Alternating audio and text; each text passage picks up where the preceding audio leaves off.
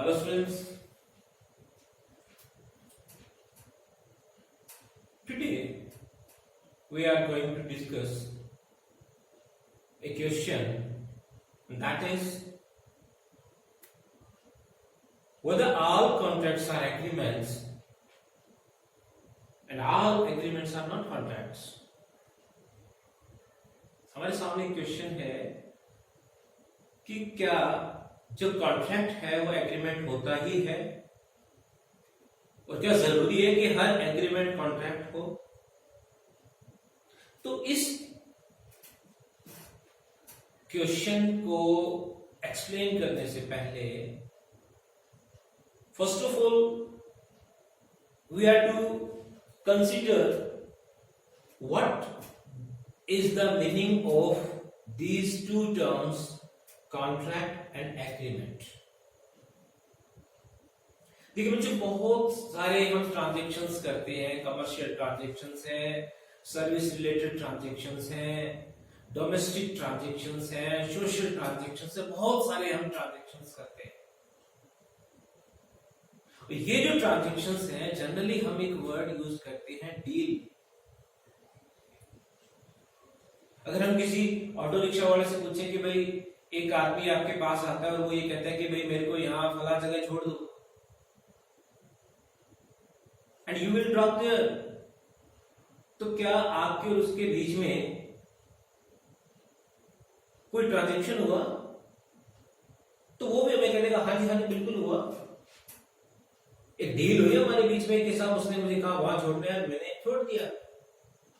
It means the word dealing is very common term in today's transactions। बस बच्चों आप समझ लीजिए थोड़ी देर के लिए, यही जो डीलिंग वर्ड है जो जनरली हम यूज करते हैं, यही डीलिंग वर्ड हमारे लॉ ऑफ कॉन्ट्रैक्ट में एग्रीमेंट है। And when such agreement is enforceable by law, it is a contract. Let me explain. Section 2H, Section 2H हमें ये कहता है an agreement enforceable by law is a contract. Section 2H, an agreement enforceable by law is a contract. अब हम इसको जिस तरह से मैथ्स में इक्वेशंस होती हैं उस तरह से हम कोशिश करते हैं इसे समझने की। सेक्शन 2H के अंदर जो बात लिखी हुई है, an agreement enforceable by law is a contract, इसको मैंने यहां इस तरह से लिखा है कि contract is equal to agreement plus enforceability by law. It means to reach a contract at least there must be two elements. One is agreement and second one is enforceability by law. इसका मतलब ये हुआ students कि अगर हम यहाँ agreement को define कर दें, एनफोर्सेबिलिटी बाय लॉ को डिफाइन कर दें, और जो जो एलिमेंट्स एग्रीमेंट में और एनफोर्सेबिलिटी बाय लॉ में कवर हो रहे हैं वो सारे के सारे अगर हम कैच करें तो all these elements are elements of a contract। अब हमारे सामने दो टर्म है, एक एग्रीमेंट है, एक एनफोर्सेबिलिटी बाय लॉ है। तो एग्रीमेंट के लिए मैंने अभी बताया कि एक डीलिंग वर्ड, एक स्टूडेंट मेरे पास आता है कि सर मुझे पढ़ना है, मैंने कभी पढ़ा दूंगा, इतनी फीस लगेगी। एक स्टूडेंट को मेरे बीच में एक डील हो गई। अब इस डील को हम बोल देते हैं कि ये एग्रीमेंट है। मैंने फीस ले ली पर स्टूडेंट को पढ़ाया नहीं, तो स्टूडेंट मेरे खिलाफ कोर्ट में जा सकता है। मैंने स्टूडेंट्स को पढ़ा दिया लेकिन मुझे मेरी फीस नहीं मिली, तो मैं भी कोर्ट में जा सकता हूं। तो क्या कोर्ट हमारी हेल्प करेगा? क्यों नहीं करेगा? इसका मतलब ये हुआ कि हमने कोई अनलॉफुल काम थोड़ी किया है, तो कोर्ट हमारी हेल्प करेगा। जो भी एग्रीड पार्टी होगी कोर्ट कहीं ना कहीं उसे कंपनसेशन दिलवाएगा। तो इसका मतलब कोर्ट ने हमारी हेल्प की, तो इसका मतलब ये हुआ कि जो डील हुई थी कोर्ट उसको मानता है या नहीं मानता? बिल्कुल मानता है। तो जब किसी बात को हमारा कानून मान लेता है कि साहब ये ओके है, वैलिड है, हमारी फर्स्ट क्लास के अंदर ही मैंने आपको वैलिड और वॉइड के मतलब बता दिए थे। तो जब हमारा कानून मान लेता है कि ये वैलिड है, इसका मतलब वो क्या है? Enforceable by law. तो पार्टीज के बीच में जो डील हुई है वो तो है एग्रीमेंट, और कोर्ट अगर उसको यस करता है तो वो है एनफोर्सेबल बाय लॉ। अब हम बात करते हैं भाई एग्रीमेंट की एक्चुअल डेफिनेशन क्या है। तो जब सेक्शन 2E की बात करते हैं, देखिए एग्रीमेंट में एग्री ई पे थोड़ा सा प्रेशर पड़ रहा है, तो आप ध्यान रखिएगा, एक ट्रिक समझ के इसे, कि एग्रीमेंट की डेफिनेशन है सेक्शन 2E में। अब सेक्शन 2E ये कहता है एवरी प्रॉमिस और set of promises forming consideration to each other, कोई भी वचन या वचनों का समूह जिसमें प्रतिफल हो। इसका मतलब क्या हुआ? अपन सिर्फ एक वर्ड प्रॉमिस की बात करते हैं, सेट ऑफ प्रॉमिसेस को एक बार छोड़ देते हैं। तो सेक्शन 2 ये कहता है प्रॉमिस और set of promises forming consideration to each other. To each other का मतलब दो पार्टीज है भाई, दोनों पार्टीज के बीच के अंदर समथिंग इन रिटर्न है, कंसिडरेशन है। तो वो क्या हो गया? एग्रीमेंट हो गया। तो अब अगर हम सेक्शन 2E के अंदर जो डेफिनेशन दी हुई है एग्रीमेंट की, उसको अगर हम तोड़ के देखें तो ऐसी सिचुएशन के अंदर हमारे पास दो बातें आएंगी, एक तो प्रॉमिस और दूसरा कंसिडरेशन। इसका मतलब ये हुआ कि अगर आपको एग्रीमेंट वर्ड तक पहुंचना है तो आपके पास एक तो प्रॉमिस होना चाहिए, दूसरा कंसिडरेशन होना चाहिए। अब हमारे सामने फिर क्वेश्चन आ गया कि भाई अब ये प्रॉमिस क्या है, ये कंसिडरेशन क्या है। तो देखिए बच्चों, जो सेक्शन 2B है हमारा 2B, उसके अंदर ये कहा गया है when a proposal is accepted it becomes a promise। हालांकि 2B जो है वो एक्सेप्टेंस को डिफाइन करता है, वो मैं आपको एक्सेप्टेंस में पूरी बात बताऊंगा। यहां सिर्फ हमें एक बार माइंड करना है what you mean by promise. तो सेक्शन 2B ये कहता है बच्चों when a proposal is accepted it becomes a promise। तो इसका मतलब ये हुआ कि अगर हम प्रॉमिस वर्ड को ध्यान से देखें तो उस प्रॉमिस के अंदर दो चीजें आ जाएंगी, एक आपका प्रपोजल और दूसरा आपका acceptance. When a proposal is accepted it becomes a promise। तो इसका मतलब ये हुआ बच्चों कि ये 2A जो है आपका, ये आपका प्रपोजल है और 2B आपका एक्सेप्टेंस है। दोबारा देखिएगा, contract is equal to agreement plus enforceability by law. Agreement is equal to promise plus consideration. Promise is equal to proposal plus acceptance. इसका मतलब ये हुआ बच्चों कि ये जो टर्म है आपकी प्रॉमिस प्लस कंसिडरेशन, मैं एक काम करता हूं छोटा सा, ये प्रॉमिस वर्ड हटा देता हूं और इसकी जगह मैं क्या लिख देता हूं? Proposal plus acceptance. तो इसका मतलब एग्रीमेंट में तीन एलिमेंट होंगे, proposal plus acceptance plus consideration. अब मैं यहां पर ये एग्रीमेंट वर्ड हटा देता हूं और एग्रीमेंट के अंदर ये जो तीन एलिमेंट आए ये मैं यहां लिख देता हूं proposal plus acceptance plus consideration.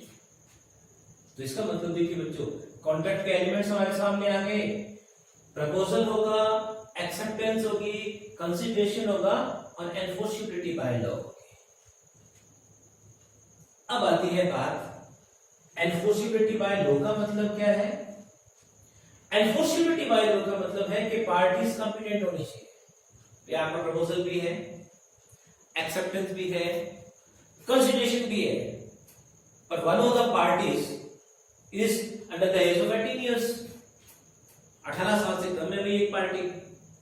तो इसका मतलब हमारा सेक्शन 11 क्लियर बोल रहा है an agreement with minor is void, and minor means a person who has not completed 18 years of his age। यहाँ पे 21 ईयर की कंसेप्ट भी है कि अगर कोई बच्चा है, कोर्ट ने उसके गार्डियन अपॉइंट किए हुए, तो वो बच्चा जब तक 21 ईयर कंप्लीट नहीं कर लेता तब तक वो माइनर माना जाता है। तो अभी हमें यहाँ 18 और 21 के चक्कर में नहीं पड़ना, बस हमें एक छोटी सी बात समझनी है कि भले प्रपोजल में कोई प्रॉब्लम ना हो, एक्सेप्टेंस में कोई प्रॉब्लम ना हो, कंसिडरेशन में कोई प्रॉब्लम ना हो, but one of the parties और even though I can say the both parties are not competent, the agreement is not enforceable by law. तो पहली शर्त ये बच्चों, एनफोर्सेबिलिटी बाय लॉ में कोर्ट क्या लिखेगा कि पार्टीज कॉम्पिटेंट है कि नहीं है। लो भाई कॉम्पिटेंट है पार्टी, दोनों ही पार्टी 18 साल से 21 साल से ऊपर है, प्रपोजल में कोई प्रॉब्लम नहीं है, एक्सेप्टेंस में कोई प्रॉब्लम नहीं है, कंसिडरेशन में भी कोई प्रॉब्लम नहीं है, लेकिन एक पार्टी ने दूसरी पार्टी के साथ फ्रॉड किया है, एक पार्टी ने दूसरी पार्टी के साथ कोई अनड्यू इन्फ्लुएंस का मामला है, उसको डराया धमकाया है, कोर्शियन का मामला है। इसका मतलब ये हुआ मिस्टेक है, कोर्शियन है, अनड्यू इन्फ्लुएंस है, फ्रॉड है, ये सारे के सारे आपके फ्री कंसेंट के एलिमेंट है। इसका मतलब ये हुआ कि पार्टीज की फ्री कंसेंट जो है वो अगर नहीं है तो भी वो एग्रीमेंट एनफोर्सेबल बाय लॉ नहीं होगा। तो एनफोर्सेबिलिटी बाय लॉ का मतलब क्या हुआ कि भाई वो पार्टी कॉम्पिटेंट होनी चाहिए, फ्री कंसेंट होनी चाहिए, और उसके बाद मैंने लिखा है लॉफुल ऑब्जेक्ट, फिर मैंने लिखा है लॉफुल ऑब्जेक्ट एंड कंसिडरेशन। इसका मतलब ये हुआ कि जो हमारा कंसिडरेशन, जो लेन देन है, जो हमारा उस एग्रीमेंट को करने का पर्पस है, वो भी लॉफुल होना चाहिए। कैसे? भी मैंने एक्स को कहा कि भाई मैं आपको 1 लाख रुपए दे रहा हूं और आप एक काम करो, ये जो बाहर गाड़ी खड़ी है, इस गाड़ी की आपके अंदर कोई डॉक्यूमेंट पड़े, वो डॉक्यूमेंट आपको चोरी करने हैं। तो देखिए मैं उसको पे कर रहा हूं, वो मेरे लिए कोई काम कर रहा है, दोनों पार्ट, यहाँ कोई हमने कोई डराया धमकाया नहीं है किसी को, प्रपोजल किया है, एक्सेप्टेंस हुई है, कंसिडरेशन लेन देन भी है, कोई पार्टी इनकम्पिटेंट नहीं है, दोनों पार्टी जो है वो फुल कैपेसिटी में है, लेकिन हमारा ऑब्जेक्ट क्या है? अनलॉफुल है। तो अगर आपका ऑब्जेक्ट अनलॉफुल है, बाकी सारे एलिमेंट्स आपके हैं, तो भी वो चीज क्या है? अनएनफोर्सेबल बाय लॉ। इसी तरह से आप देखिएगा, मैंने लास्ट में लिखा है प्लस करके नोट डिक्लेयर्ड वॉइड।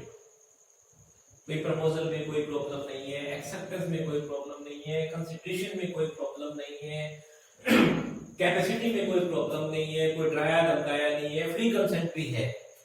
लेकिन हमारा कानून तो पहले कहता है इस तरह के एग्रीमेंट आपको करने ही नहीं। जैसे मैं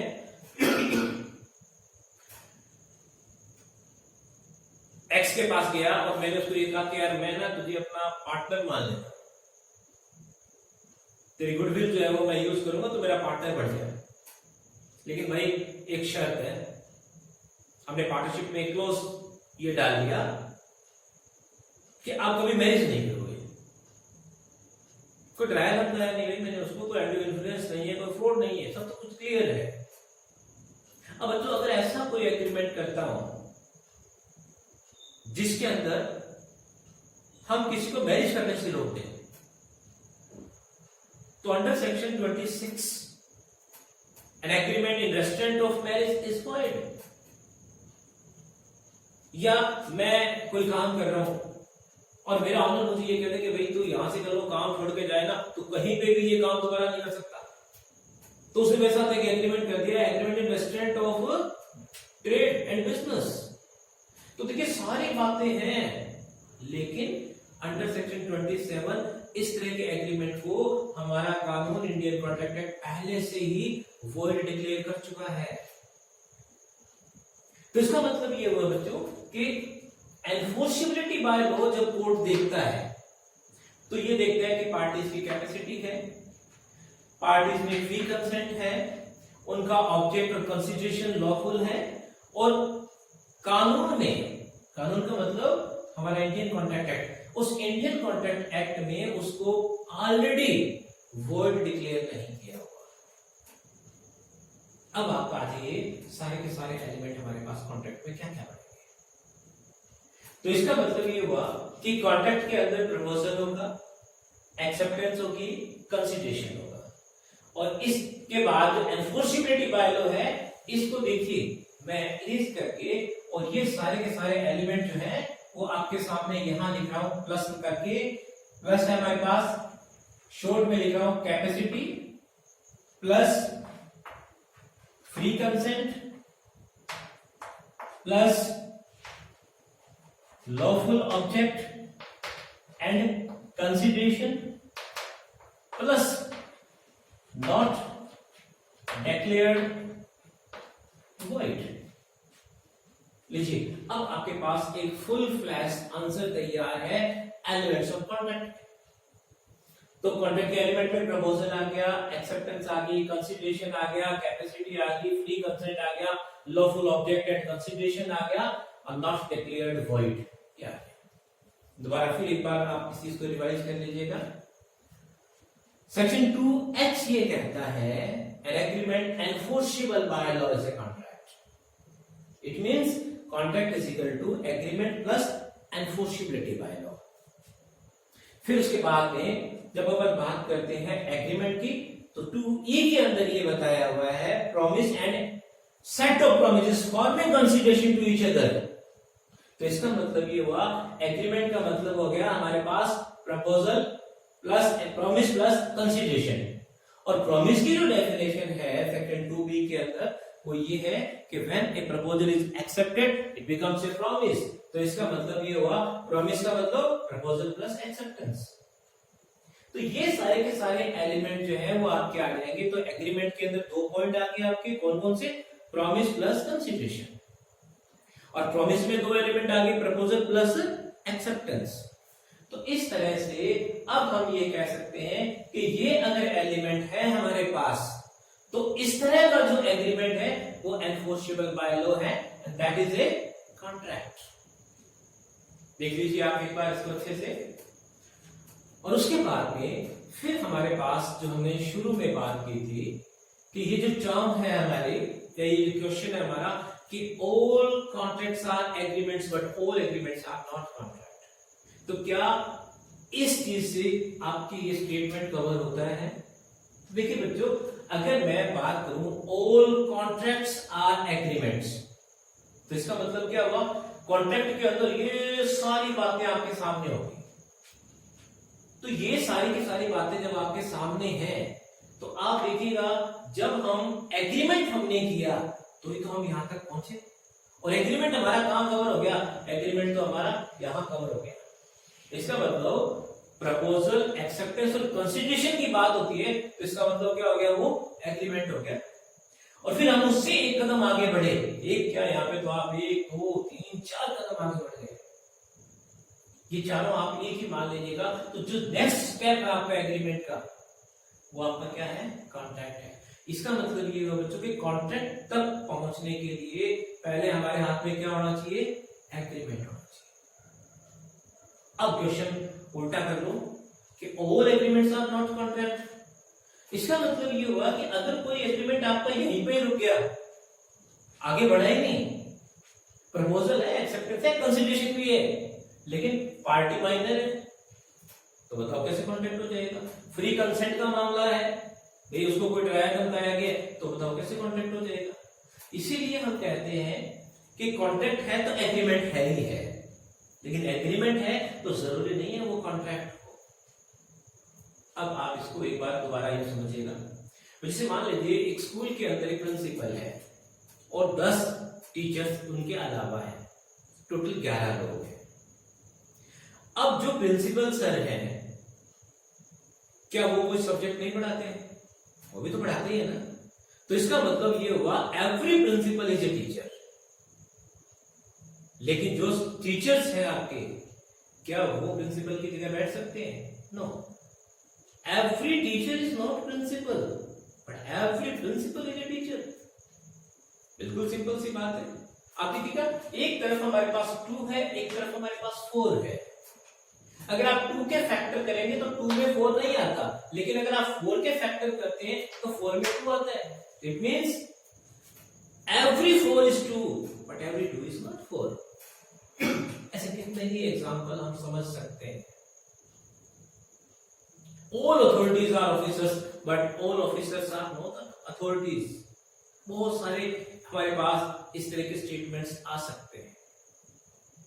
बात हमें एक छोटी सी सीधी सी बात हमें समझनी है कि अगर एग्रीमेंट हुआ है तो इसका मतलब ये नहीं है कि वो कॉन्ट्रैक्ट है, और अगर कॉन्ट्रैक्ट है तो इसका मतलब ये है कि पहले वो क्या हुआ होगा, एग्रीमेंट हुआ होगा. अब आप देखिए बच्चों, यहां पे एग्रीमेंट के डिफरेंट टाइप्स हैं. आपका एग्रीमेंट हो सकता है जैसे सोशल एग्रीमेंट. कैसे कि भाई आपने मुझे अपनी शादी में बुलाया, आपने मुझे कार्ड दिया, कार्ड के साथ आपने मुझे एक मिठाई का डब्बा भी दिया. मिठाई का डब्बा और कार्ड की अगर कीमत लगाएं तो कम से कम 1000 रुपए का है, और ये सोच के आपने मुझे दिया है कि मैं आपकी मैरिज अटेंड करूंगा, पर मैं तो नहीं गया. अब आप बताओ मेरे खिलाफ कौन से कोर्ट में जाओगे? आपने मुझे प्रपोजल किया, मैंने एक्सेप्ट किया, हाँ जी बिल्कुल आऊंगा, पर मैं तो नहीं गया. तो ये एक सोशल एग्रीमेंट था, इसको कोर्ट में एनफोर्स नहीं करवाया जा सकता. पॉलिटिकल एग्रीमेंट, भाई आपने मेरे को कहा कि आप मुझे वोट दीजिए, मैं आपके लिए ये काम करूंगा, मैंने आपको वोट दे दिया पर आप मेरा काम नहीं कर रहे, तो क्या अंडर लॉ ऑफ कॉन्ट्रैक्ट में जा सकता हूं? क्या मैं प्रूव कैसे करूंगा कि मैंने आपको ही वोट दिया था, क्योंकि ये तो सीक्रेट बैलेट है. तो इस तरह से पॉलिटिकल एग्रीमेंट को भी आप इंडियन कॉन्ट्रैक्ट एक्ट में एनफोर्स नहीं करवा सकते. मंदिर में गया, मैंने पुजारी से कहा भैया मेरे एग्जाम है, मेरे लिए कुछ ना कुछ करो आप. मंदिर पुजारी जी ने कहा आप ये हवन करवा लो, आप ये करवा लो, आप ये करवा दो, आपका बेड़ा पार. जो जो उन्होंने कहा वो मैंने किया, उन्होंने प्रपोजल किया, मैं एक्सेप्टेंस देता गया, लेकिन मुझे कोई फायदा नहीं हुआ. बताओ मैं कौन से कोर्ट में जाऊं? तो एक ये रिलीजियस एग्रीमेंट मेरा उनके साथ हुआ, क्या एनफोर्सेबल बाय लॉ है ये? लेकिन मैं कॉलेज में पढ़ा रहा हूं, उन्होंने मुझे कहा इतनी पेमेंट होगी और वो मुझे नहीं दे रहे, तो क्या मैं कोर्ट में जा सकता हूं? बिल्कुल, मैं उनको सर्विस दे रहा हूं, ये कमर्शियल ट्रांजैक्शन है. इसलिए से मैंने मार्केट से कोई चीज खरीदी, पैसे दिए, उसके अंदर कोई डिफेक्ट निकलता है, तो ऐसी सिचुएशन में क्या मैं कोर्ट में जा सकता हूं? बिल्कुल मैं जा सकता हूं, चाहे यहाँ पे उसकी कीमत 2 रुपए हो, चाहे 100 रुपए हो. बड़ी सिंपल सी बात है बच्चों. जो एग्रीमेंट्स आपके रिलेटिंग टू सर्विसेज है या रिलेटिंग टू कमर्शियल ट्रांजैक्शंस हैं, सिर्फ वही एग्रीमेंट्स आपके कॉन्ट्रैक्ट बनेंगे, सारे एग्रीमेंट आपके कॉन्ट्रैक्ट नहीं बनेंगे. इसीलिए कहा जाता है all agreements are not contracts but all contracts are agreement. आपने लिखिएगा और इसे अच्छे से पढ़िएगा. कोई डाउट हो तो कमेंट बॉक्स में आप लिखिएगा. मेरा नंबर मैं फिर आपको याद दिला दूं, 9785180929.